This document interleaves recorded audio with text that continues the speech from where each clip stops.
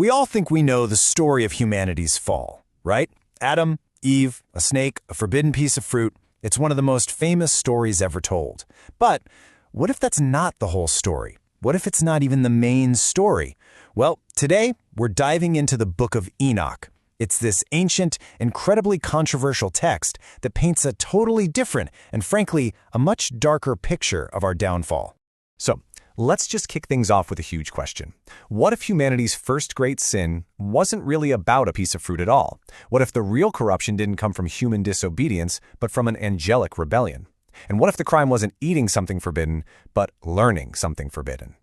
Okay, so on one hand, you have the story from Genesis, which, let's be honest, puts the blame squarely on us humans.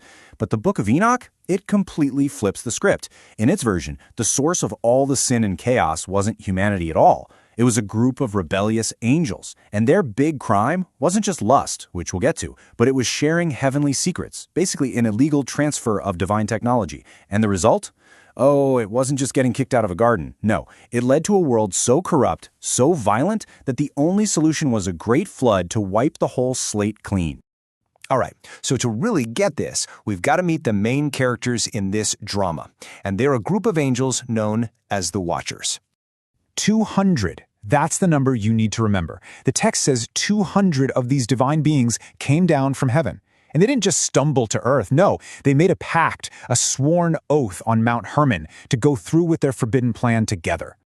You know, they were called Watchers for a pretty simple reason. They had one job, just one mission, to watch over humanity. That's it. They were supposed to be our guardians, our celestial protectors. But they didn't just, quit their jobs. They completely betrayed their post in the worst way possible. So their fall from grace was kind of a 1-2 punch. The first part you might have heard of. It's hinted at in Genesis 6. They looked down, saw that human women were beautiful, and, driven by lust, they took them as wives. But the Book of Enoch adds the second, and you could argue, way more destructive sin. They started teaching humanity forbidden knowledge. We're talking about eternal secrets which were in heaven. Things that mortals were never, ever supposed to know. Okay, so let's really get into the weeds here, because this is where the story gets wild. It's not vague at all, it's incredibly specific. So what was this forbidden curriculum? What kind of knowledge was so dangerous that it literally corrupted the entire planet? Yeah, this wasn't just some random off-the-cuff sharing of tips. This was like a full-blown organized curriculum of corruption. Each of the lead angels was like a professor of a forbidden subject.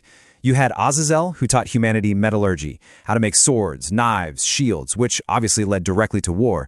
But get this, he also taught them cosmetology, how to make jewelry, how to apply makeup, which